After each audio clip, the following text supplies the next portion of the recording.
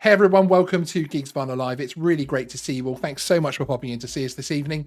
Tonight, we're going to be talking about DJI drones, and there's a lot of advice that you can use, of course, across any make, but there are some specific pieces of advice there for the DJI drone as well.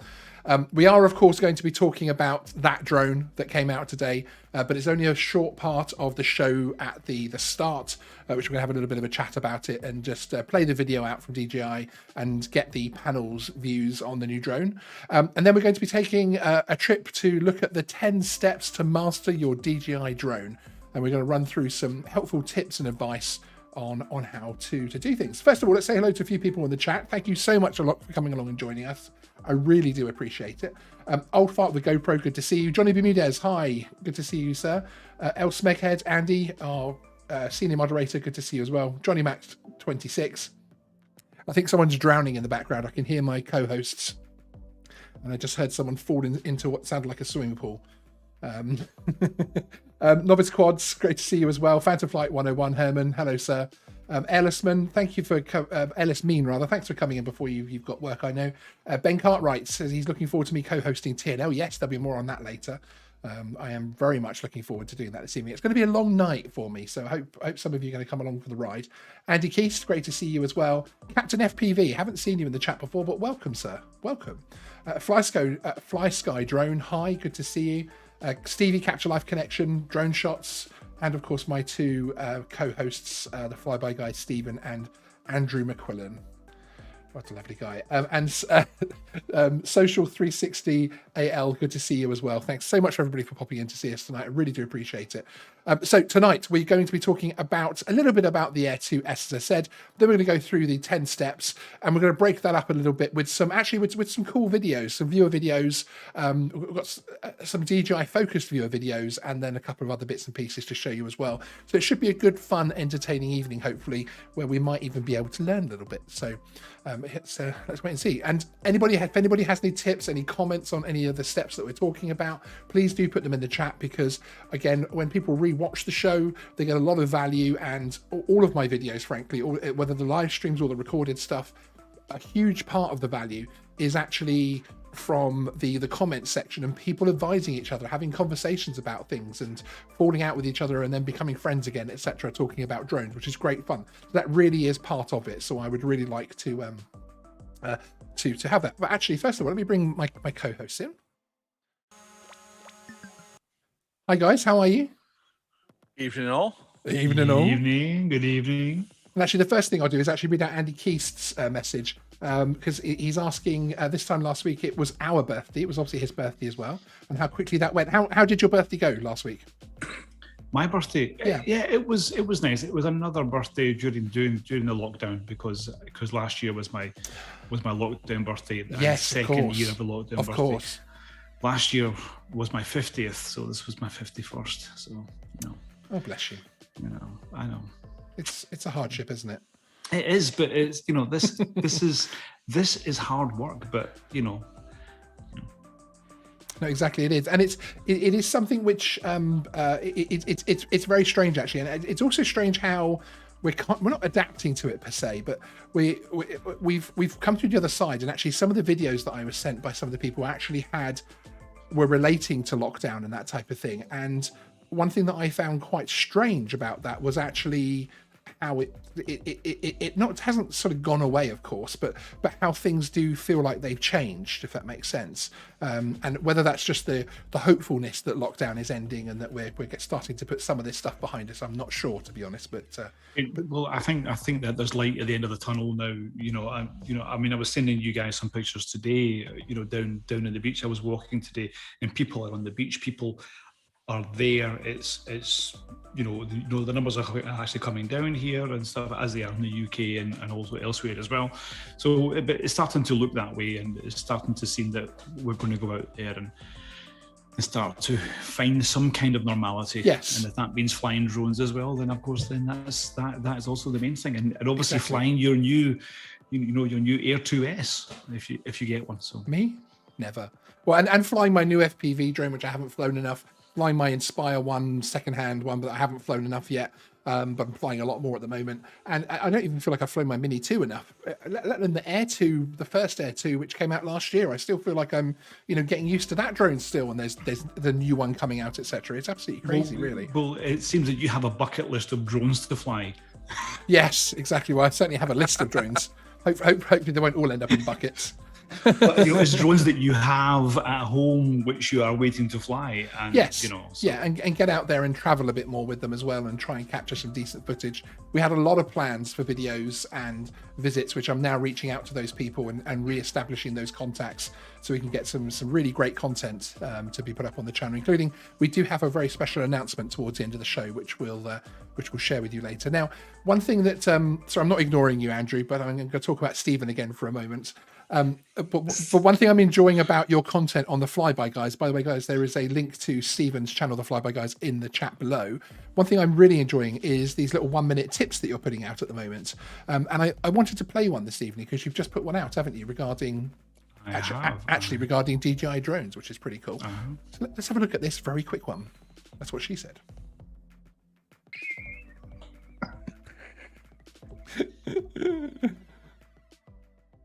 DJI drones that I call motors off.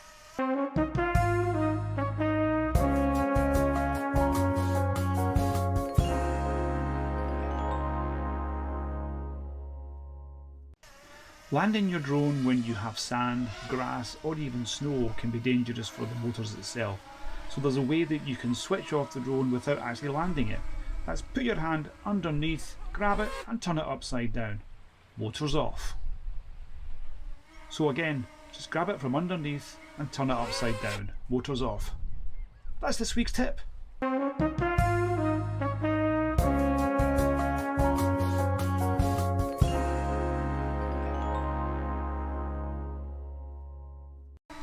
Just be careful of the sensors. Yep. Just watch it. Oh, grab it. Yeah, there you go. Oh. I thought you were going to drop it or cut your hand or something there for a moment. I thought we were going to another drone crash video. No drone crash videos for me, chaps. No drones. But this is actually, this is a standard way in many operations to actually shut down drones. I've had some feedback from a small amount of people who have been saying this is a terrible way, you shouldn't do that. When that's the only way to shut down certain drones. I mean, but that's also about advice, isn't it? These are videos giving advice, they're giving guidance. You don't have to follow it. It is giving an opinion and a different way of doing things. I have used that, and I did actually explain that in my Mavic Mini hand launch, hand catch video, which I recorded last year. And I sort of go to the 90 degrees, but I don't see any issue with going up to them, because then it's going to shut off as well. And I know it can put extra strain on the motors, but really you shouldn't be doing it that often that it's going to cause any kind of long-term damage to it. But that's just the my point. personal opinion. And that's the point, is that of course if you're in an area of sand, high grass or snow, which is not going to happen too much anyway. So if you happen to find yourself in Finland, unless you're in Finland, it's very sandy here. So so it's just on a very, very kind of rare occasion that you can do that. So and some people do find that. So when I was in the desert, for example, when I was in Dubai, that's all we had to do, because there was no other way to do. Exactly. Yeah, I mean, because that sand got everywhere, didn't it? Well and truly. Yep, absolutely.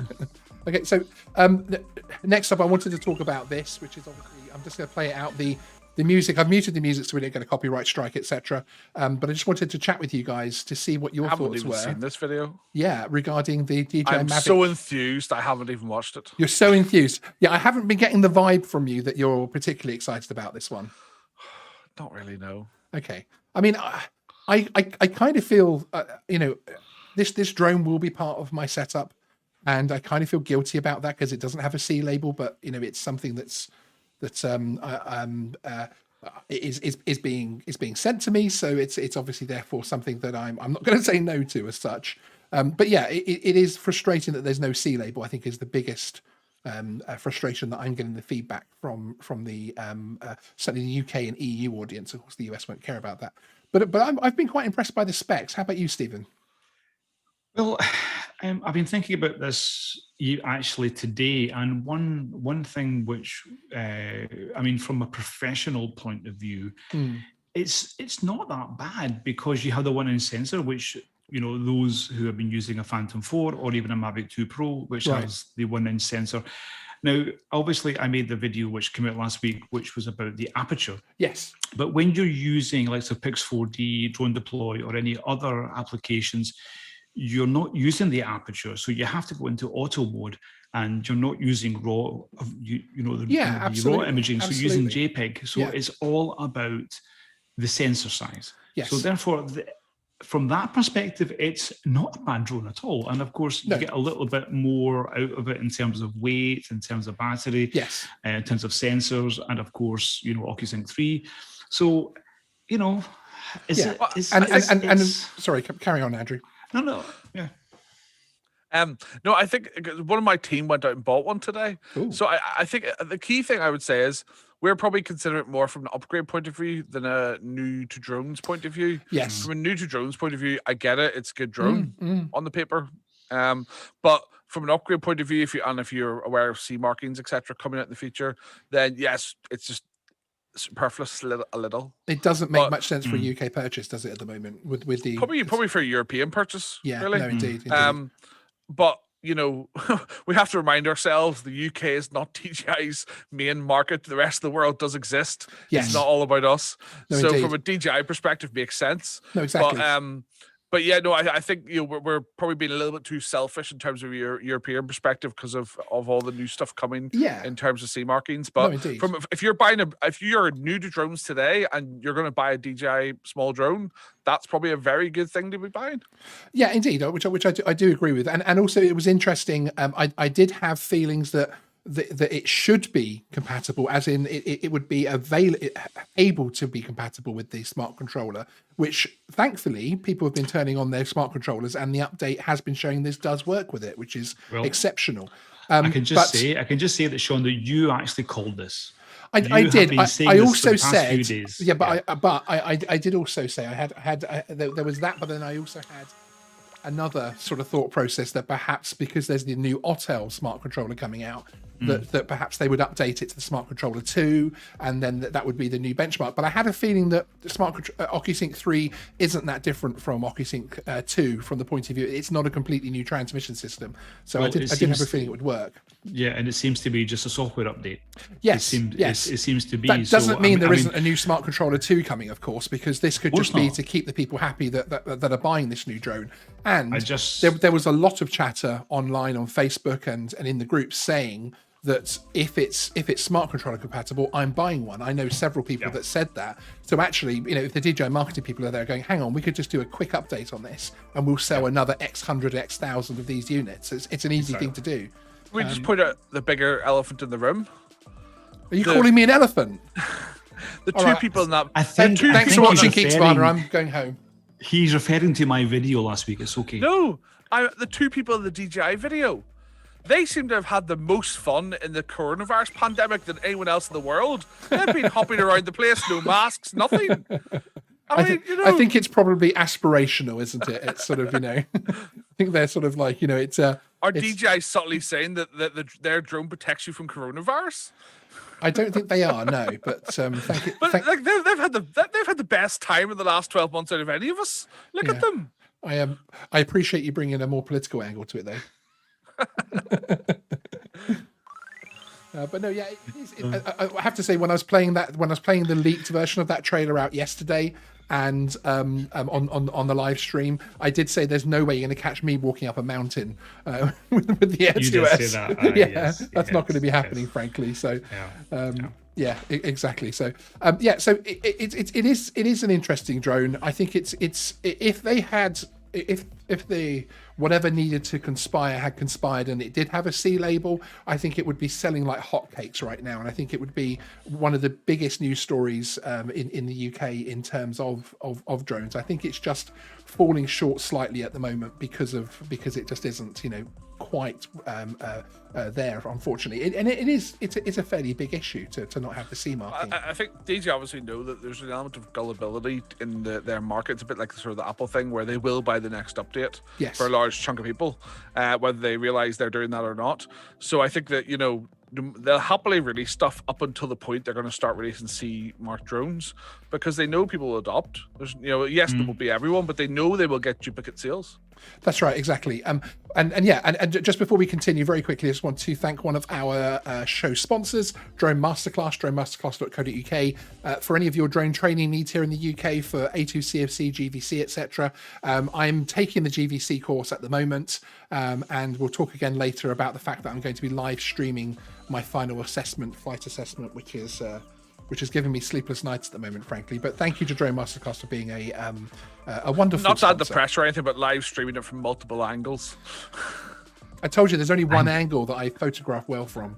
Thank you, Andrew. Thank you, Andrew. This is going to be so entertaining. I cannot wait. I've actually got popcorn. I have actually bought popcorn. It's in the cupboard. I'm waiting. I don't think that's very loyal, Stephen. No, it's just going to be entertaining. Yeah. Entertaining for who exactly? Yeah, okay, for everybody else. I understand now. Okay, well, let's move on and start talking about our 10 steps to mastering your DJI drone, shall we? So step 1, the idea here is to know what your DJI drone is designed for. And this is an interesting one because there is a lot of excitement whenever a new drone comes out. Was that a lollipop? Sorry, what? Wait, if I go like that, does he? If we come back again? Oh, hey, we caught you. Did you bring one for the rest of the class? Yeah, where's I did, actually. But then it's no good them being in Belfast. Yeah. We need them here. It's not my fault he's in Sweden, or not Sweden, Finland. Sweden. It's close. It's all the same region. You've just insulted 5.5 million Finns right now, you know that. Andrew is now after bringing politics into it, he's now offending Europe. But no, that's fine. Don't worry about it. Don't forget I've offended DJI with those previous comments as well. Exactly. Exactly. But yes, but really the idea behind step 1 here is know what your DJI drone is designed for. We've had a lot of releases recently over the last couple of years with the new Mini 2 and the FPV drone, etc., and now the Air 2S. I think it is important, I'm sure you guys would agree, that people should remember what the specific drones are actually intended to do, essentially, and therefore what you're going to be capable of getting out of that little drone. Part of knowing what your drone is designed for, of course, is actually doing things like reading the manual, spending the time to really look through the app. Don't just open it up, go fly. Of course, open it up, go fly and have fun. But I would really recommend going through the app as much as possible, and even spending a whole battery just sat there looking through all the different buttons that the app does and see what the different things do. The exposure settings, the grid markings can be very useful, that type of thing.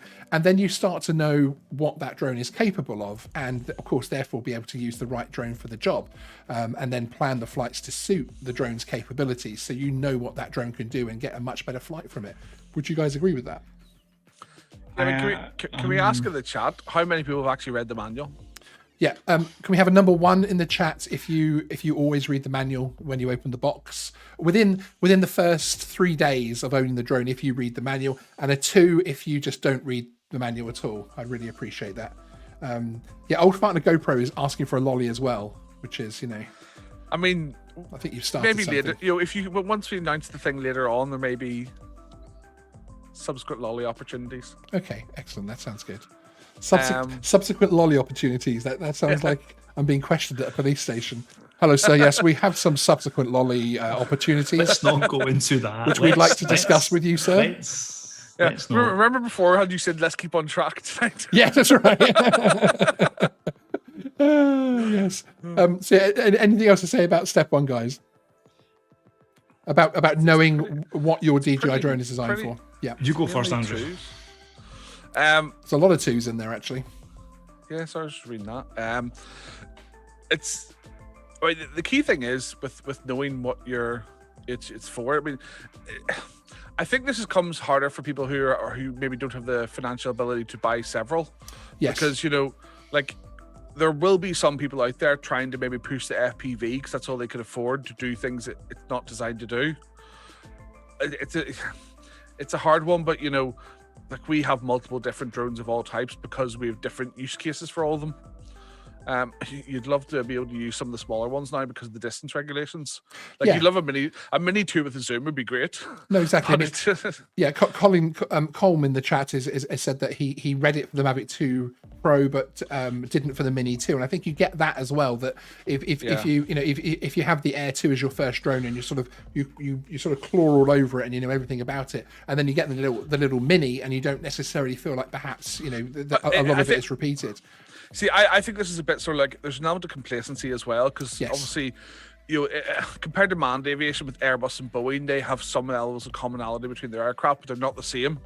And look at the 737 problems in that sort of area and things.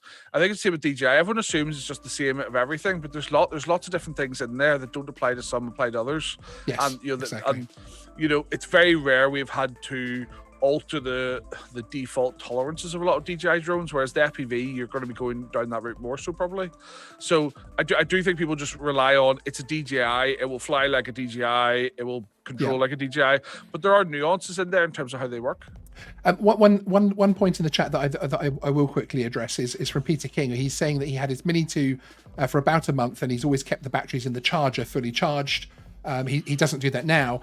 Do you think I might have damaged it? This actually comes from a really good video from Ian in London, where he discovered that the little multi-charger for the Mini 2, when you charge those batteries and keep it in, because it's also intended to be a power bank should you need it, they actually stay fully charged. So of course you charge your batteries up, you just unplug the charger and then you put them back in the bag and store them, which a lot of people do. And he found out, of course, he's gone back to them and actually found out that they're staying fully charged, which of course isn't the best thing for these batteries to do. And Peter King is obviously saying he's had it for about a month. I presume you've seen Ian's video, Peter, and that's what raised you to change that. I don't think, unless you've had a problem, I don't think you would have caused, I think you would know if you've caused any issues to them, because they would be, potentially smoky and explosive problems. Well, yeah, I think you need to very carefully consider what DJI say you should be doing in relation to that, because they may be, they are intelligent, but they're not that intelligent. They can have runaways and things, and it's I think I shared with you guys like a photograph during the last week where an aircraft pallet was on the tarmac. That's right. I think it was mobile phones, or it was mismarked. It was LiPo batteries, but it was mismarked, so it wasn't LiPo because they were flying them. So it wasn't treated correctly. They had just before going on flight. And there was no damage to it; it just had a thermal runaway. So it's. The thing is, they can just go. They can just go, and there is no warning for it, but they can just go. I do actually, even for my DJI drones, I do actually use fire bags for all of my batteries. And that sort of came about more when I used to have the Parrot drones, which weren't obviously intelligent batteries and that type of thing, and they weren't running themselves down automatically, although I think they do now. But especially the Bebop 1, etc., and the aftermarket stuff. So I certainly had aftermarket batteries very much in a fire bag. And I think it's still worth doing personally. You don't hear of any issues, too many issues with DJI batteries, but I don't want to be the person that does have that issue. I saw the most recent one was in America, where they got they were on a desktop. I think it was the Phantom 4. They put a swollen battery in because they wanted to power it up, get some settings or something. It wouldn't come out. They put a screwdriver in, pierced it, and the whole thing caught fire. 2 years ago we had a thermal runaway LiPo fire. And it wasn't for a drone, it was for one of our other systems. And luckily we have a firefighter who works for us who was there and dealt with it. We've actually upgraded to the LiPo fire extinguishers now, because it took like 2 foams and 2 CO2s to get that fire. It's I can't believe how intense it is. No matter what you've been told, those fires are so intense. And this was just it's a raw LiPo. It wasn't intelligent, but it had the balancing cable and the XT90 or 60 or whatever it is plugged in. It was charging away, and it had that runaway. So crazy. Yeah. Okay. And they can just go like that. They can just literally. And then usually you leave them all together when they charge, because we had 2 plugged into the charger. So the second one caught fire from the first fire, because it was so, it's that sort of thing. So when it happens, it does happen. So you do need to be careful of the batteries, but it's maybe worth asking a dealer those questions as well. You may not have bought it from a dealer, but without sort of dropping names, the Heli Guy technical team are brilliant, because we'll just phone them up and say, I bought this is the issue or whatever, and they'll give you advice. Yeah, absolutely. And I'm more than happy to drop that name. Heli Guy are the people that very kindly got my FPV drone to me, or one of them, very, very safely and on time. And yeah, they're absolutely fantastic. But it is good to have that UK support, that you can pick up the phone to them, you can email them, etc., and you can, you know. I think they're that gold level now with DJI or whatever it's called, but basically they've got a technical team full time in the building who you can just phone and press one of the options. And in actual fact, on the FPV drone, they actually have their own care refresh package where they will repair the drone in this country and send it back to you, rather than having to go to all the way to China. And it's cheaper. It's cheaper than the DJI refresh. It works differently, so you have to go to heliguy.com, I think it is, and have a look at that. But we'll after that advert and my invoice being sent into Heliguy, we'll move on to step 2. If I can just say one thing regarding that first step. I can just say one thing regarding reading the manual. Go on. And it is just that, you know, what you're getting into, anyone who gets a drone for the first time and doesn't really understand what they're getting into, what you're getting into is aviation. It's as simple as that. You're getting into aviation. So understanding the UAS system, understanding the drone, understanding the responsibility of what you are about to do is to fly a unit. Yeah, absolutely. And so, you know, it's actually having that aviation state of mind, which is something which I think many people are sometimes quite against, because when you start talking like that, they go, "Oh, I'm just going to fly a drone." Yeah, but these are so I do know what you accessible. mean. Yeah. Sorry, and sorry, I wasn't laughing at you. I was laughing at Andrew with his lolly. I think you took Stephen, essential lolly time away from him. I feel that Sean didn't give you just there. That speech you just gave was very good, but it felt like the song "You Can Dream the Possible Dream" type thing. They're using like some car ads every so often. It felt like that, it felt like we needed something empowering like that. Some empowering music going in the background. But I think this is also going to come up later on. Yes, it is. This will come up, but you know, let's move on to this one. Responsibility. Building up muscle memory, I think, is very, very important. Practice. Now, all automated flight modes are excellent, and in fact, they come up later in this list as well. But they can never replace the complex nature of a manual flight when capturing the perfect shot. It means less time looking at controls on the screen and more time watching the drone as well. And the muscle memory to me is a really important one, because it's good to already know how an orbit works, and you can get. You know, you can have an orbit with an increasing altitude. There's all sorts of different things you can subtle nuances that you can work into your own orbits and that type of thing once you get them down to pat as well, which can also give you your own style in videos as well, which I love. Which again, that's be coming up a bit more in later on this list. But I do think building muscle memory is very important, and keeping that practice up. Hence my video a few weeks ago now on your first flight after lockdown, to ensure that you realize that things like skills do deteriorate. So actually, when you go back out there and start flying drones again, don't necessarily expect that you're going to be as expert as you were before. And I think it's a very important thing, isn't it? Muscle memory. It's a big part of flying drones. Remember, the requirement is visual line of sight. And essentially, that's roughly an 80% watching at 20% the controller. So that 80% of the time, you don't really want to be looking at what your thumbs are doing. Yes. So, you know, it just, and you may be crossing between different platforms. You know, if I'm on a M300 and swap over to Inspire 2, it's different. The speeds are different and stuff. So you have to not just know where to move your thumb, but also the speed of that, the texture of that, depends on the controller you're using. So it really is. Yeah, it's so, when you get really busy, it's really important to have that muscle memory, because yes, you may have loads of time initially to look at it and everything, but when the sort of shit hits the fan and there's an emergency or something, you don't want to be looking at your thumb. You want to be dealing with the emergency. Yeah, exactly. And actually, Corey Mano in the chat is talking about lipos, and I do remember hearing that story. Corey Mano, I hope he recovered okay from that. He had a 3S lipo go off in the house. That was over 50k worth of damages and almost burnt the house down. So that's a good example from the community itself of how risky that can be. We invested, like, every lipo station at every one of our offices now has a Nest smoke detector, because it does pre-smoke. So then it alerts all our phones clever. To say you might want to go to the office. Yeah, that's very clever. Yeah. That's very clever. I tell you one thing which I do when I'm flying with the DJI Fly, because I've been working so much with the DJI Go 4 app, which is of course, if any of you know, is very, very different from DJI Fly.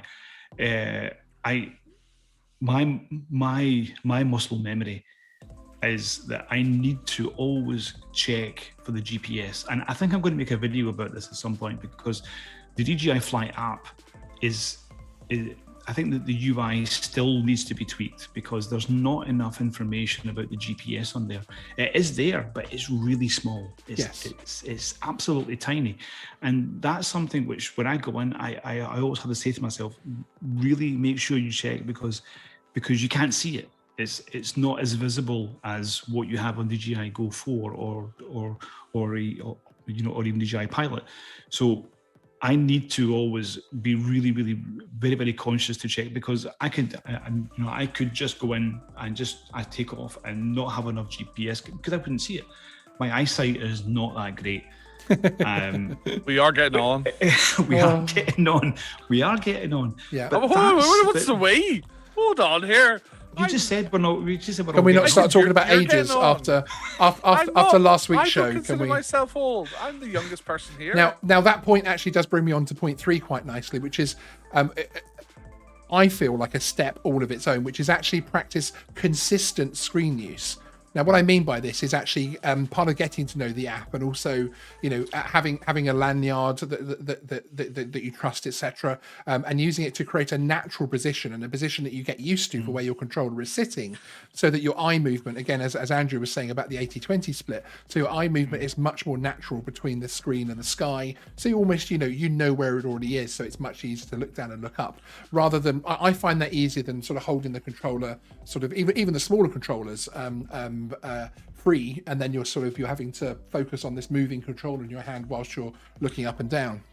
I think from our perspective in our ops manual for our enhanced permissions, anything where we're doing longer duration, typically if you're flying for, continuously for over an hour, with just battery cycles quickly, we use tripods, because part of it is also the fatigue of your arms. Yes. So even with a brace or a lanyard or whatever, you're still holding the weight in some way. With the tripod, you're not. So we have tripod mounts for all our controllers. Excellent. That's a good idea. Just out of interest as well, actually, we're going to move on now and actually play a viewer video, which I'll explain in just one moment. But could anybody put in the chat a 1 if you have or intend on purchasing the Air 2S now that it's released within the next couple of days, or a 2 if you still feel confident that you're definitely not going to be purchasing one. Time now for our first viewer video. This is actually from David from a small channel called Anything for the Shot, and this is the DJI FPV drone freestyle flight at Winnets Pass in the snow, and I really, really enjoyed this video, so take a look at this. Yeah, I'm gonna fly. Cool.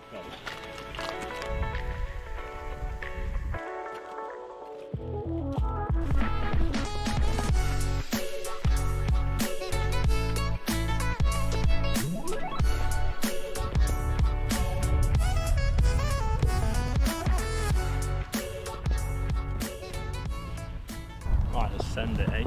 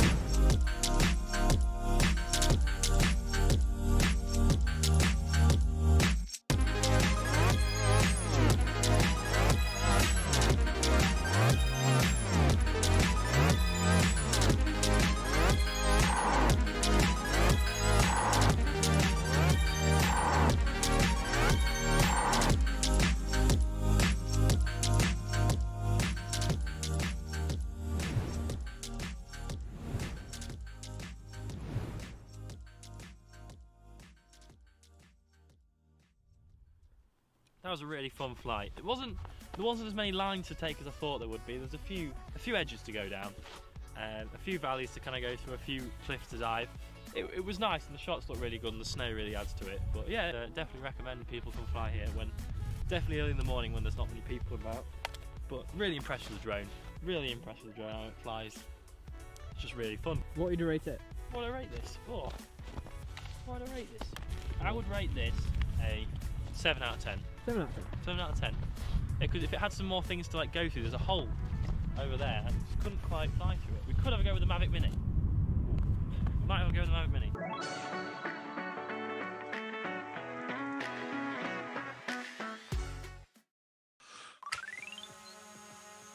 Absolutely fantastic video, I think, and I see that anything from the shot is in the chat, so it's great to see you. Only 370 subscribers, so there is a link in the description, or there should be. There will certainly be straight after the show. If else Mega could put one in the chat, that would be really helpful.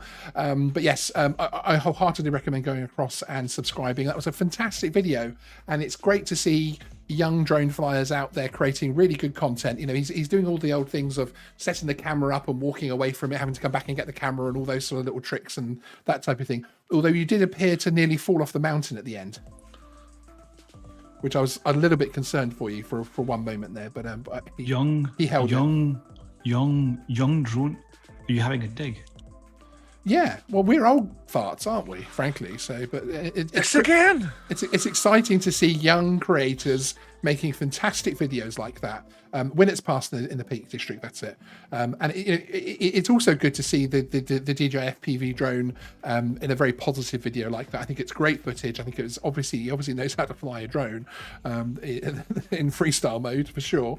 And yeah, it was a really, really good video, frankly, in my personal opinion. But that's, you know, who am I but an old fart, frankly.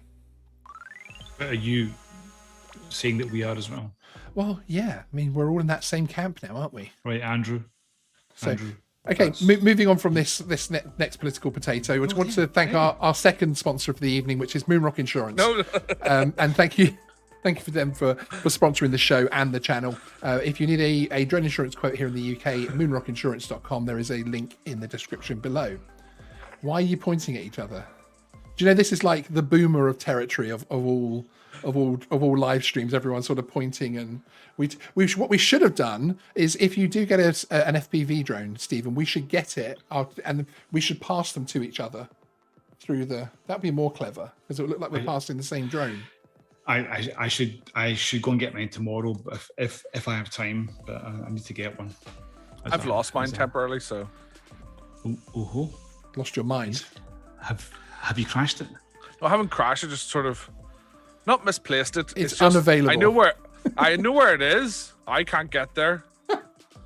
That sounds so dodgy. One of our vehicles may be in for repair, and I may have left it in there. If anyone's watching from that repair shop, don't go looking in the back of the van. Okay, let's move on to point 4. Of course, sorry, we've done point 3. Take your time and build up confidence. Now, this is an interesting one, because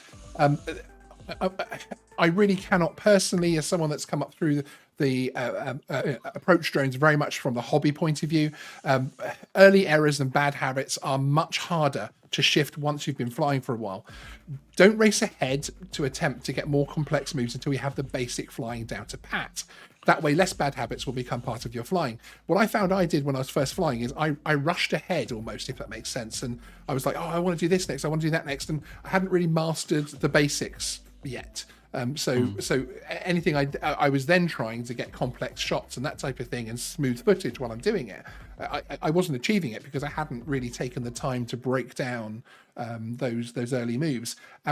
I kind of reset myself. I kind of went back to basics and just really started again, and then just took the time. And I found my confidence level, especially flying in public areas and that type of thing, increased dramatically because I was just a little bit more relaxed, a little bit more confident about my skills, etc. So yeah, take your time to build your confidence. Confidence is really important. It is really important. You know, Andrew, you know yourself because you're flying big ones as well. That's what she said. In terms of confidence, I mean, you both have a lot more years experience than me to gain confidence. Is this going to be another age focused? So no, I think because I bought my first drone was a Phantom 3 because I thought that would be good, and it lasted like, I don't know, 4 weeks after getting my qualification for Inspire 1. I think I actually value that more now because we would teach people still in Phantom 3s because they're top heavy and it's easier to tip over and landing and things. So we now have a sort of structure where you work your way up. We like those older ones because they're a little bit more raw and unstable. So it's, you know, if you can fly those, you can fly the newer stuff. But I think, I mean, I moved on pretty quickly without problems, mainly because I'm sort of like, you know, God's gift to drones and things. But Isn't your title the King of Drones? But yeah, that's the title you gave me. You know, I'm just saying. The title I gave you. Okay, yes, absolutely. But no, I think I'm more looking back. I'm definitely more hesitant with our staff come in as new pilots and things and make them work their way up and sort of learn the ropes, because I do think everything's becoming more and more automated, and then when you get to that, it's a bit like the sort of self-driving cars issue. You know, you rely on it too much, and then when you get into trouble, it goes worse quicker. Yeah, no, exactly. I completely agree with that. And you know, confidence is something which is so important. We know that in every aspect of our life. You know, look at footballers and that sort of thing.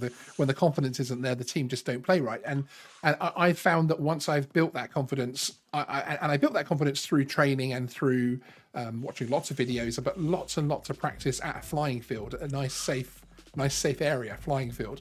And you know, that really built my confidence up. And now when I fly, I feel much more comfortable about what I'm doing, and I'm more focused on achieving the results that I want to achieve rather than worrying about X, Y, and Z happening, basically. So that's a good point as well, because I started off, I think my first 20 hours were all over water, just because I thought that was lower risk from people getting involved, and that worked quite well actually. And, you know, it also gave me some skills in relation to the sort of altitude difference with the sensors. And also then as well, wind, because one of the coastal locations I went to was just really like offshore wind massively. And it was a struggle to get it back in. So I do think, you have to, the further away from people to start is good, even if you get 5 hours doing that. Yeah, exactly. That was the same for me as well. I think my first, few hours were over water as well. Just because I felt, that I didn't want to be over people, I didn't want to be near anyone, or actually anywhere. So and it made a big difference. It helped me get my confidence up. Even to this day, I still have never used any of the smart features on these drones. I've never used any of them. Yeah, very good. Is that because with your age you don't know how to work it? All right, let's move on. Let's move on to the next step. And this one's an interesting one because, and you may need to read this one twice. This isn't plan your flight. This is plan your video before you fly. So when you're going out flying and you're going to a particular location or that type of thing, planning your video over really necessarily the flight itself is actually quite important. Just very quickly, Jim Beauchamp, thank you very much for the $5 Canadian dollar super chat. Great show for tips that certainly helped me. Thanks. Good to see you, Jim. Jim is actually a regular on Thursday Night Live. There's a little comedy moment on there, but yes, which we'll actually be coming on to after the next couple of tips. So so planning your video. So for me, it's actually, instead of thinking about where you're going to fly and really planning out the director's edits for the shots that you want to get, so that actually when you get there, the shots, you're able to set that up a little bit more and able to, rather than aimlessly fly around and then get back to the studio and try and make a good video out of what you got. And I really wish I'd done better there. Now what I tend to do is I look on Google Maps and that type of thing, and I try to plan my flight when I get there. I know if it's a building that I'm going to fly at, or whether it's just an interesting area, that type of thing. So I know the features that I want to capture on camera, and then I'm able to plan it a little bit more. So therefore, of course, I can use my batteries to better effectiveness. Well, I've got a video about that on my channel, which is about how to plan your photography, which is pretty much the same thing. I do actually. Link in description. You maybe put it on there. And it's something I actually tend to storyboard it in my head. So I mean, if I'm planning a video, which I do, I actually really storyboard it in my head. So that when I go out and I really utilize the batteries, as you said, is to really make sure that you use as much energy as possible for what you do, rather than just flying around and not really sure what you're doing, because you need to be extremely conservative when it comes to flying, when it comes to energy, when it comes to knowing and also even planning with the weather, because I mean, if you know that it's going to rain in 1 hour, yes, you can you can get the shots in, you exactly. can do what you want and where you want. Fatigue's an issue as well, isn't it? Because obviously, Absolutely. if you're having to fly 3 batteries to get the shots that you want, by the end of that third battery, you are going to be not tired, not all old unfit men like me, but your skill ratio is going to start decreasing when you're flying for 3 batteries. Could be an hour and a half now, and that's a lot of footage to try and get those shots in. Especially, I think we've had this conversation in one of your other shows that we've had. I seem to remember the same conversation. Is that when you're under pressure, and of course, Andrew, you'll know this as well.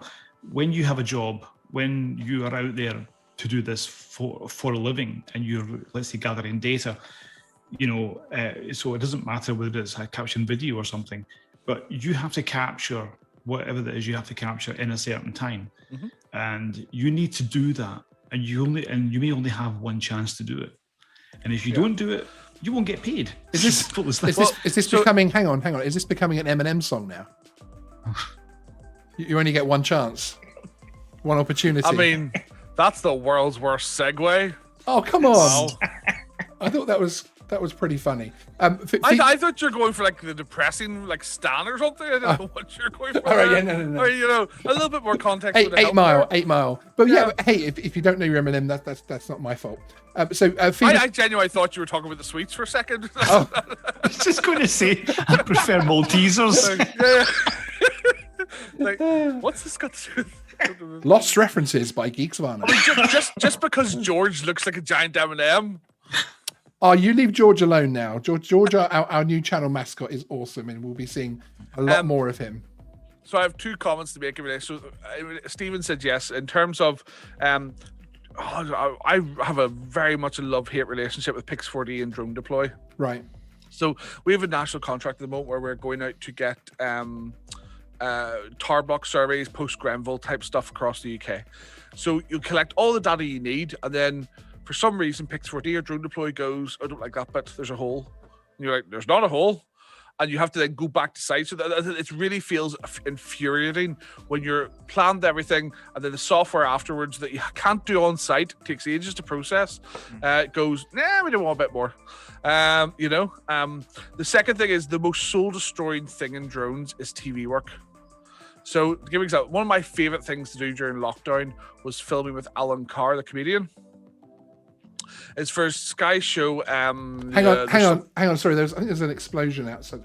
Oh no, sorry, it's just Andrew dropping names. Right, sorry, carry on. So we were filming. There's something about movies for Sky, and we were at a Victorian sewage works in London, which is a lot more glamorous than it sounds. And we it was a zombie show. It's been out. It's on Sky One. You can watch it back and repeat. And we had the best day in a long time filming. It was such fun working with. It was also what do you call him? Phil Wang and what do you call the other comedian? Tom Allen. Oh yes. Tom Allen. Yeah. So they were being zombies. Alan was going to shoot them as this whole zombie thing. So anyway, it might be George over me. You've only just people in the chat have been laughing for a while. And then, has Andrew not spotted it? I'm so engrossed in my story. George is upset about the Eminem comment. So, but yeah. I mean, sorry. Yeah, I mean, he's going to feature in one of those Eminem adverts soon, I imagine. Yeah, he'll probably get eaten, but yes. So at the end of the show, there's this shot that they say, we want to do this shot, and we planned it really well. It was a lovely sunny day, everything was perfect, and it was basically Tom Allen and Phil Wang were eating Alan Carr because they had killed him because he was zombies. And we did this pull-out shot that like was literally like 3 millimeters over the roof of this Victorian building. And it was a lovely pull-out shot. It was planned beautifully. It was done. It was the second take was just like the best, perfect shot. Nice. And then they never used it. Oh, that's hard. That is horrible. That is soul destroying. It was everyone on set was like, yeah, this is the brilliant end shot. It's perfect. It goes back. Yeah, didn't use it. That's harsh. And it's just like you do all this work. You do so many different drone shots that day. We probably filmed, I don't know, a good 20 minutes of usable takes. We had, the most annoying thing was they needed an extra camera. So they put our Inspire 2 in the ground. We pointed it up, took the props off so we didn't get prop in it. I used it as a POV upwards camera. They used more of that on the ground than they ever used in the aerial shots. Wow. And I love the show. Happily do lots of things for the guys there and stuff and the girls. But it's just a bit soul destroying when the most work they use for the day is the Inspire 2 sitting on the ground looking up. No, exactly. Yeah. Exactly right. Yeah. Moving on to our next point, and you talked about zombies. So I'm doing corny news segues today, and we're talking about dead time during flights and improving it. Come on, that's a pretty good one. So increase the effectiveness, the effective battery time by using the positioning time between shots to capture steady and usable B-roll, rather than necessarily erratically flying between the planned shots. So we're talking before there about planning out your flight so that you know the kind of video that you want to put together. One of the things I've learned to do as well is actually the between side of things. I sometimes I'm a little bit jerky and flying sideways fast to get across to the next shot, that type of thing. But actually what I've tried to do now is while I'm positioning is to be a little bit smoother, because sometimes I found myself when I was editing thinking, if I didn't rush that shot to get over there to get that angle of the building, that's actually really nice B-roll.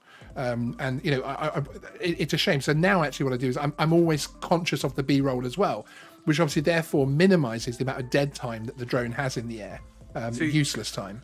This is the difference between you as a content creator and me as someone who works for a client. Yes. Because my clients do not want those long files. Yeah, no, yes. Indeed. Yeah, my indeed. clients want the shot. Exactly. Yeah. This is really important when it comes to certain customers, because if you're filling up your SD card or you're filling up your SSD that you have, it's again you're always thinking about as much content as possible. Now, I think that when you're using an SD card, and if you have the biggest, and I think that when you have a big SD card, make sure that you do have a big SD card, because then you can do that. Then you can just keep matter. Size. I keep saying that, but it's true. Size really matters in many cases.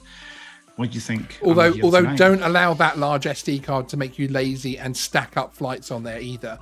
Because then when you get a corrupted file. The only time we will sit with the record button just on endlessly is for pyrotechnics, because they invariably don't go when they think you're going to go, or like fireworks at the end of a show and you're having to ban battery time and record time. So we do use those as long clips, but people accept that. Whereas if we know exactly when something's happening, we will do a steady one take shot of that. We won't wait around or film B-roll, because the problem is a lot of the stuff we do goes out very quickly, especially for music festivals. It's going out that night. Yes. They don't want to have to edit that file down or take ages copying and dragging it in. Exactly. Especially as Stephen says, if it's an SSD file, especially if it's like 6K raw. Yeah, they do. That's bad enough as it is for a short one, let alone for your average DJI drone flyer that's out there capturing content creator, for their videos, etc., and for the memories of it and that type of thing. Because a lot of people will actually, I capture a lot of flights and don't put them up.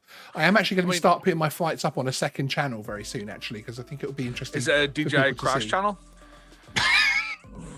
Okay, next up, just going to very quickly talk about the fact that tonight is obviously Thursday Night Live on the Ken Heron channel, which is going out at 1 a.m. in the UK, 7 p.m. Central in the US. I'm the co-host this evening. Who? Geeksvana, who? And I've noticed Johnny is in the chat. Johnny Bermudez is actually going to be the guest this evening, which is absolutely fantastic. So yeah, I'm actually going to play one of his videos very quickly, which is a video which we played out a while ago on the channel as a Geeksvana takeover thing, where we're having other creators use our channel to help gain an audience, etc. But very quickly, Mike Drennan, hi, good to see you. Best tip I ever had was to record from props up to props down, because even though you should know what shot you want to get, you never know when that perfect moment could happen. And I agree with that. So, and Johnny Bermudez is saying, who's that ugly bald-headed guy? Well, that's me, but the good-looking one in the thumbnail was you, Johnny. So, but let's have a quick look at Johnny's video, because this is a really interesting video. It's actually, again, using a drone indoors to capture parkour, which is pretty cool. Parkour.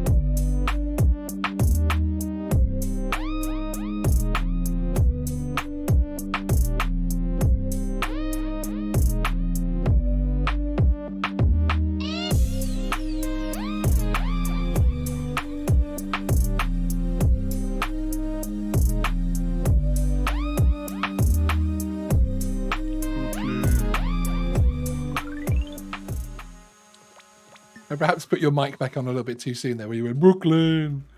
Did your best Brooklyn impression there? But I'm a huge fan of that video. I absolutely love it. And Johnny's in the chat, so come and join us this evening if you've got time.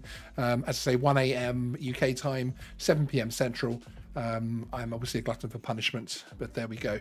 I will watch it tomorrow morning. Yes, you can watch the replay. No, come on, watch live. How dare you? I'll just go to Brooklyn as soon as Biden lets me.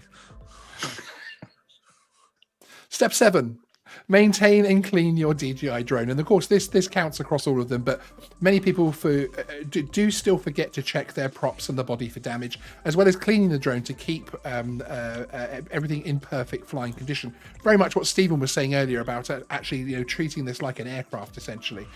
Ensuring updates are completed before leaving, which also, of course, can help maximize flight time. Don't think there's anything really necessary to add to that one, is there? I mean, I thought you should use one of those videos where somebody's like washing it in fairy liquid. Well, some people may think that's good guidance. Yeah, but some people may think that's we need to call out and say, if you say, worst case you spill something on a table on your drone or something when it's in the table, that's the worst thing, because you have to be very careful how you clean that. It's not just the general maintenance bit. If something does go wrong, or you do get say you get grass bits in your props and stuff, you do need to clean them and make sure they're not blemished, or there's any debris on them, because it's from airflow. Guys, absolutely, guys, I'm going to just say this: your lens, clean your lens. It's really important to clean your lens, as well as your props, to make sure that there's nothing like grass and whatnot. What about the drone? Oh, sorry, the lens of the drone. Right, sorry, yes. The lens of the drone, yes. Okay. It's. I mean, whether you're gathering data or whether you're taking photos or video, it's because you will get dust, especially if you're landing. And springtime is. Like how we are now in Finland, because we've had lots of snow, we've had lots of stones there that are used for grit. So it's quite dusty here now. So when you land your drone, there is a lot of dust that comes up.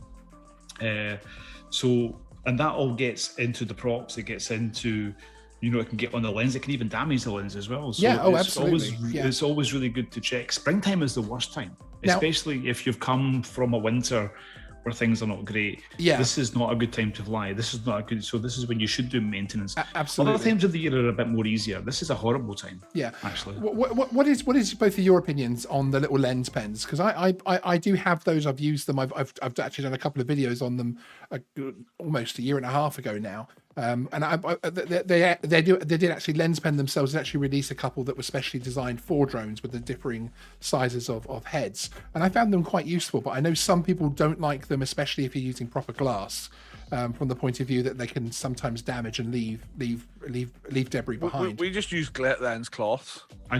Same for me. Yeah, I just use soft cloths. We do. I mean, we do use those pens on our ground camera lenses, but they're bigger, and you may be trying to get a tiny speck off rather than cleaning the lens entirely. So, each to their own, really. Yeah, indeed. Soft cloth for me. Soft cloth. Yeah. I just and then use my t-shirt. So yeah, that's a joke. I mean, I've done that on occasion if I'm really stuck. Okay, what about the drone? Okay, we've all done that. Step 8. That's why we have brand new high vises all the time. So you just the high vis. Make sure it's clean for lens cleaning at any point. Yeah, exactly. Okay, step 8, and I noticed Andy, our senior moderator, El Smeghead, mentioned this earlier on. Learning the basic shots to build your style. And what I mean about this is things like the reveal, the crane shot, the follow shot, the fly-through shot, the orbit, and include them regularly within your video, because actually what that can start to do is build a style and a regular flow. So still have some complex and quirky shots that match wherever you're going to fly, but try to build a reveal shot that your audience is used to, and that type of thing. And what that can help do is actually build a style of cinematography that people get used to seeing you for. And I know Andy Elsmaker was saying in the chat earlier that he has a list of 8 shots that he always tries to get whenever he's out flying, and he has that on his phone to remind him, because obviously he's getting old like me, to get those. But I think mastering those shots, again, you can use the automation, of course. There are automated shots for these things as well, but mastering those few good cinematic type of shots, that can really enhance your videos, can't it? Well, I think one thing which is important is that you have a drone, so make sure that you actually make it look like a drone shot. Whether you're taking photographs or you're taking video, there can be some photographs, and I've seen this on social media. I've seen this in many of the Facebook groups where some people are posting photographs that they've taken, and you can't tell that it's a drone because it just looks like you're standing on a cliff. Yeah, it looks like you're kind of standing somewhere taking a picture, with absolutely your phone. Or a gimbalized camera. Yeah, exactly. Yeah. So it's really important to you have a drone, you have a moving camera, so make it look like unless if the point of your video is to make it look like a ground shot, then of course then that is your point. But there's sometimes when I see some footage and you kind of go, is that a drone? Was that supposed to be a drone? Because it doesn't look like but you have a moving camera. It does it. Use that flying camera. Don't be too static and actually use it. Yeah, exactly. But the top end range of abilities with drones is sometimes when a drone shot doesn't look like a drone shot, but when it is. Yeah, I know what you mean. I mean, do you mean whenever DJI launched the Inspire 1, I think they had like that coming out of a building and then taking off and all that bit. That's right. It's stuff like that where you go, was that a drone? Yeah, I know what you mean. That some of that is actually at the far end spectrum is really amazing. Yeah, no, indeed. But that's on a different level. Yes, that's on a different level. But on that DJI video, like flying through a tent and then going out. Oh yeah, that sort of stuff's really good because it's sort of that transition from ground to air. I mean, I think what he says, don't do a fully ground-based video with a drone, but ground to air can look really good because you're not expecting it all the time. Yeah, and that's one of the biggest tips that literally every creator that I personally respect always says is mix ground shots in with drone shots. Don't just do a drone video where it's just drone footage the entire time. Do put some ground shots in there, even if it's just you walking up to the location and chatting to the audience about why you're there and what you're hoping to get. So I think the key thing for me as well is the terminology, because TV and cinema have their own terms for different shot moves and things. Quite frankly, we have our own terms. Our customers can have their own terms without trying to describe something. So you got this sort of thick soup of terms, and you're having to work out, what does a customer mean? What does that mean in my terms and stuff? And because my version of a dolly shot, maybe they may call something else, or sometimes we've had it where they go, that's not what I meant. I'm like, well, that's exactly the term you gave me. But they don't know cinema terms and things, so it's really I try and visualize it. So you'll see me backstage at a festival. I'll have my phone as a stage, and I'll be going I'll fly like this around here, looking down, because you're having to visualize it for the client. Because the problem is, you may have a really good idea in your head. Even within our crew, we have to explain things to our crew just to be beyond any doubt. We all know what we're talking about in terms of a shot. So it's that communication piece is quite important. No, I completely agree with that. And one more thing which I would say is to always try to be original with what you do. Is try not to be cliche. That's why it's quite good to look at other people. I know what you mean. I do agree with you. But I think learning the shots that people look for in drone videos, does that make sense? It can be a good thing as well. Yeah, of course. Shots that people expect and very much in the DJI trailer this evening, there was a lot of clips in there and everything which actually looked like what you would expect from a drone trailer. And perhaps if they would try to be too original, you'd be like, is this a drone? What's going on? But I do agree with you as well. There is always room for that quirky shot in there. The worst cliche is when you fake a drone light display. Okay, so we move on to our next point, which is actually honing your pre-flight checklist.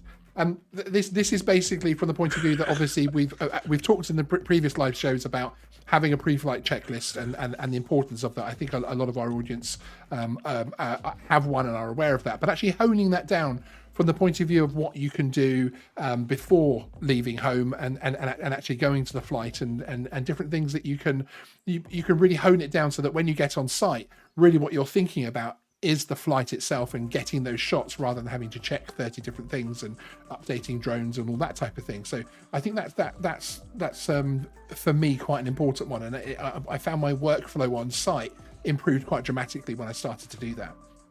I've just put our drone pre-flight checklist onto the chat there, which is free. It's a free download, which is free, and you don't have to register. Yep, no data don't want taken. Your data. There's no data. We don't want your email. You're just free to download. It's very good. This is a very sexy website.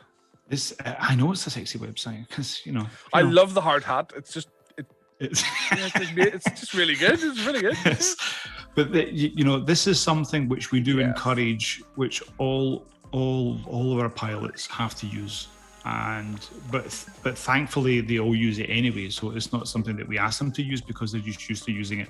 So using a pre-flight checklist is extremely important, because there's things that you may forget, there's things that you may not realize, and this is a good way for you to just get into a certain routine to do certain checks. So I mean, everyone in the chat, you are welcome to download free. You don't have to give your email. It's just a PDF and you can download it.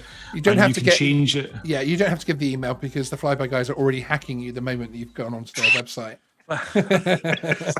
but they will accept donations of aviation gin. Yeah, exactly. Yeah, absolutely. Very good, very good. Okay, we have another viewer video, and this is a really cool one because this has a nice backstory to it as well. There's a chap called Gareth from he started a new small drone business, Guerrilla Photography, which is something we've been all about on Geeksvana, especially coming out of the pandemic, helping people to enhance their earnings and that type of thing, bringing the hobby forward, being able to actually earn from it. And Gareth has actually changed career during the pandemic and actually gone now more fully into the photography side of things and capturing some great drone footage. And this is a great example of what you can capture with just a Mini 2, frankly. I'm really impressed by this particular video for more than one reason, which will become obvious.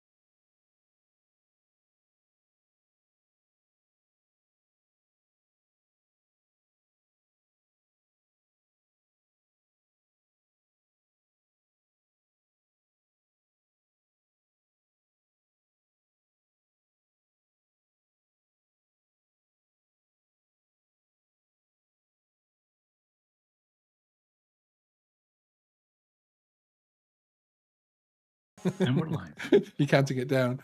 So that was a really good video, and that's someone that's obviously still fairly new to the drone hobby and drone profession as well, because he is introducing drones into his business. And you know, there was a couple of bits there which I think could have perhaps been edited slightly better, but obviously there always is from the point of view of some of the faster shots. But actually, I also quite liked it because I felt like it was building his own little style as well, where it's sort of the quick shot round and then it slowed down again for the passenger ferry. I think that was actually, I personally quite liked that, whereas other people would perhaps say it's a little bit too jerky and that type of thing. So, but overall, it's an absolutely fantastic video, and I think it's fantastic use of the. It's a DJI Mini 2. You know, that's a sub 250 gram drone. Just a top flight comment. The Thames is an FRZ. For helicopters, you need an OSC. You do not need an OSC for the Thames. What you need is a non-standard flight form, which I assume the pilot has got. With a Mini 2, you know, it's easier if you do have a qualification, because you tick the boxes quicker on the form and it gets through quicker. But you can fly there as long as you get permission to fly there. It's restricted airspace where he was flying, or yes, and in actual fact, you will find out very quickly if you shouldn't be flying there, because that area is heavily covered by drone detection equipment. There was actually another quite famous YouTuber who has just been arrested for flying his Mini in a very similar location to that, who was flying in the wrong place, and although they arrested him and actually released him there and then, and gave him his drone back after they found out he wasn't doing anything nefarious. I think he did very well to get moved on in that way. But yeah, you will know about it in that kind of location if you shouldn't be there very quickly. I mean, they may, I don't know know. I need to check, but are they, because it used to obviously only be if you had a CA permission, which meant you were insured. They may require insurance for that to get into that restricted airspace now with the Mini 2. Obviously, if you're using it for commercial use, you should have insurance anyway. Yeah. But if you weren't using it for commercial use, you may still need insurance. I don't know. I need to check that, because obviously, no, indeed, on the old system you had it by default because you had a permission. Yes, exactly. But with the right back work, with the right effort, you can get some amazing shots and get some amazing airspace. Just remember, it's minimum 28 days to get that approved. Minimum. Yeah. And Gareth Jones is actually in the chat. So Gareth, great flight, well done, and I wish you every success with bringing drones into your photography business.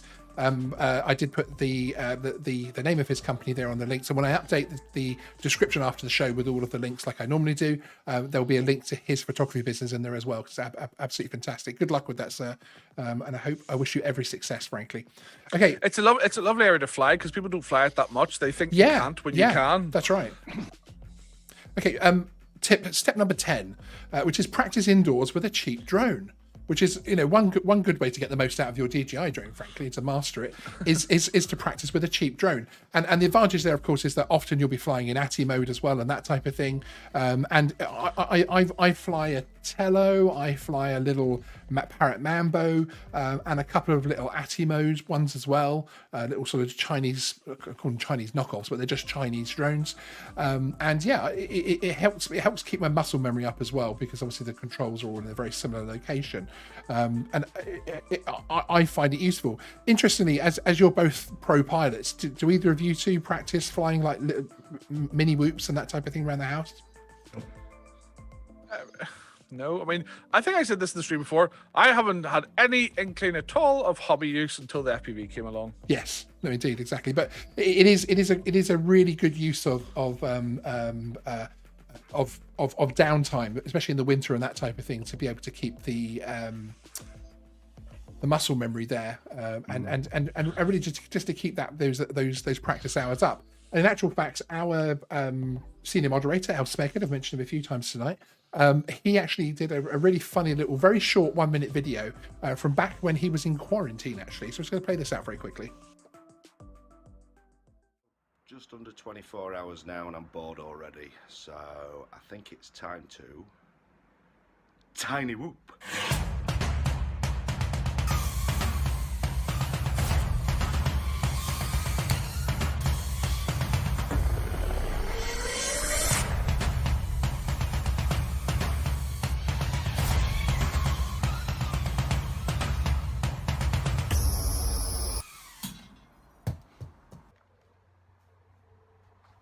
Oops.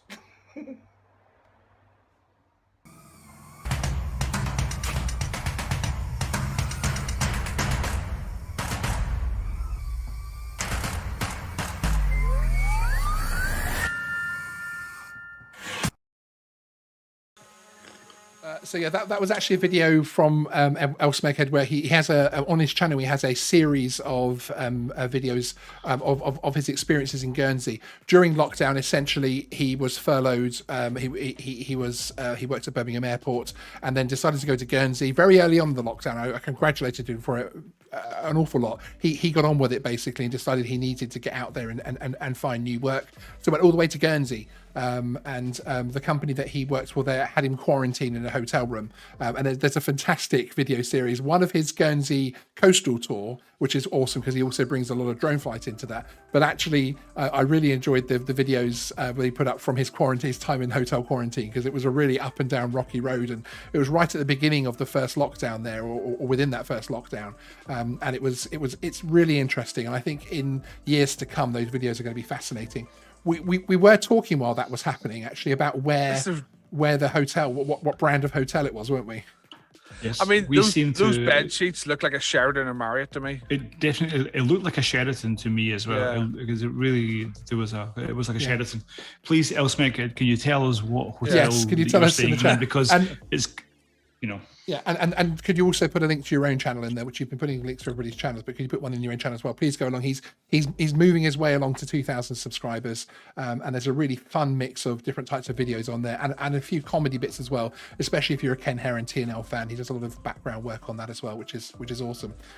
So yes, those were our 10 steps to gain mastery of your DJI drone. I hope that's going to be of some value and some use to people.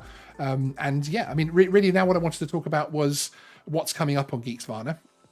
And we have a bit of an exciting announcement that on Saturday the 1st of May, which of course is International Drone Day, we're actually going to be coming to you. We're going to have a live streaming events really plural, because we're going to be coming to you multiple times during that one day, and in fact a couple of times the day before as well, from Belfast. I'm going to be traveling across to see this man over here, and everybody at Drone Masterclass, and we're going to be partnering with them to bring you some pretty, I think we can certainly say it's going to be some unique content, can't we really?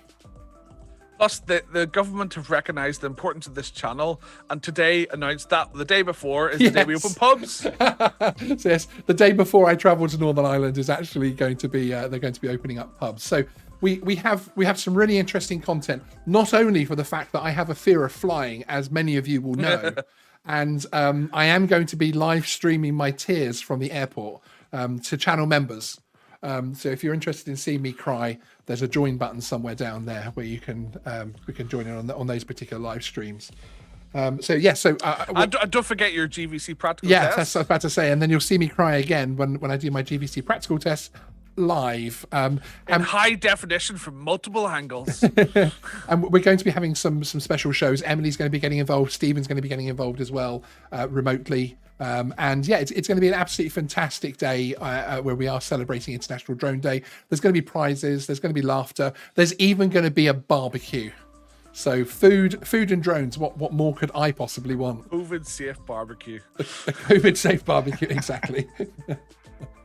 So yes, so I'm really looking forward to that. Also, this week on Geeksvana on Sunday, we have the very first edition of our new show, which is going to be hosted by Emily DeCosimo, who hopefully you would have met last Thursday on the first episode of the Commercial Drone Show, which is now our new weekly drone and tech news show, which is going to be coming to you every Sunday evening to give you a weekly update of everything that's happening in the drone industry, the drone hobby, and tech in general. We've got some really interesting stories coming up on this week's show, actually, and there's pretty much no mention of the DJI Air 2S this week as well, actually. I think by Sunday... You said pretty much, which means that there's something. I think we mentioned that, a drone came out this week, because if it's the weekly drone news of that week, you've got to mention it. But I think people will have had DJI Air 2S fatigue by then, if they haven't already. Drone news, not the weekly DJI drone news. Yeah, exactly. It's the weekly drone and tech news. So I'm really excited about that. I'm really looking forward to working with Emily closely to get that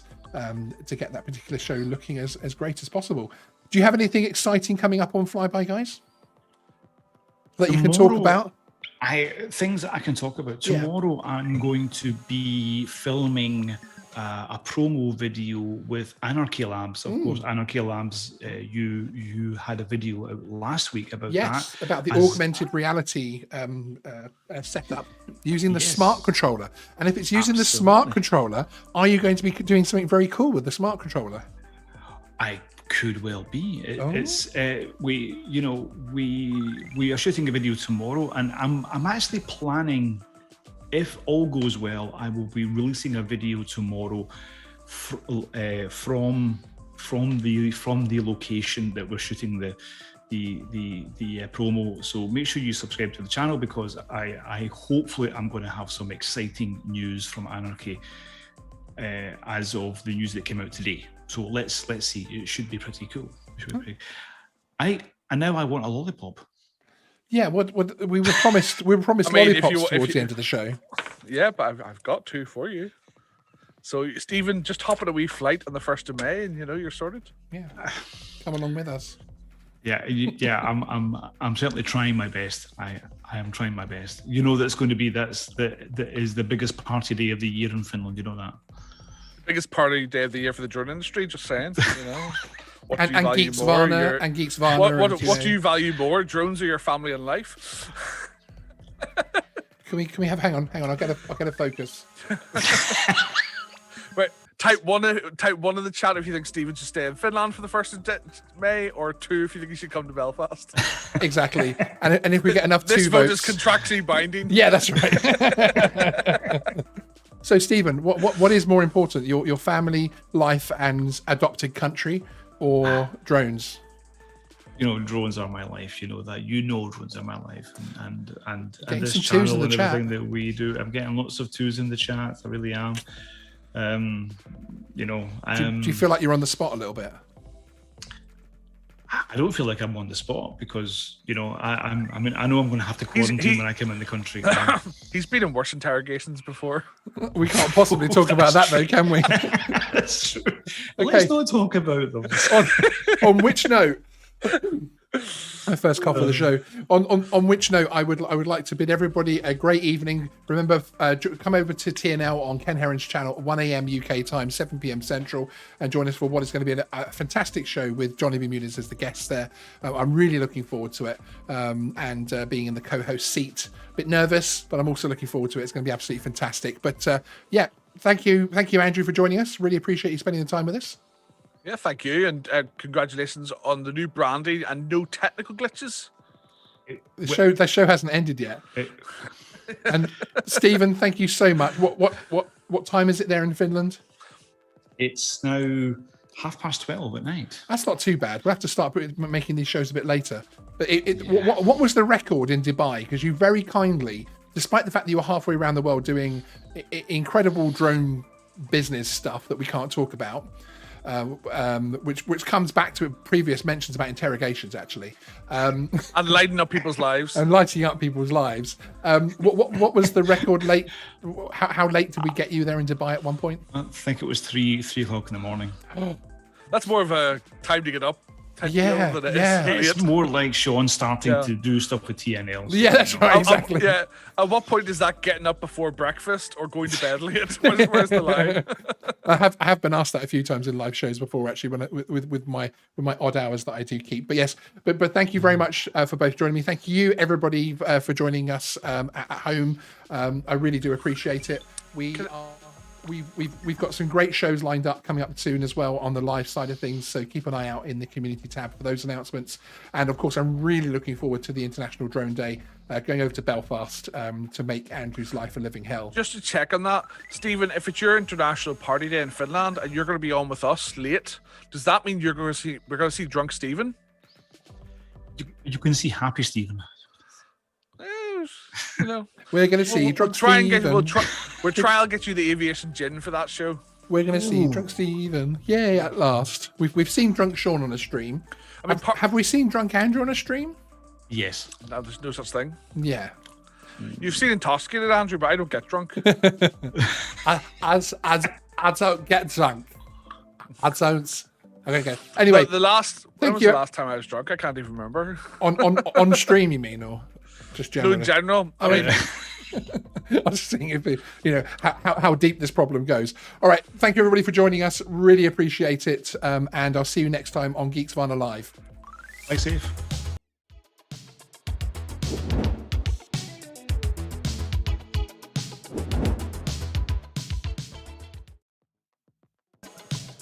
There we go. We thought we'd come back and show what Andrew does after the show. just as he thought it was safe. Just when he thought it was safe to put the lollipop back in the mouth.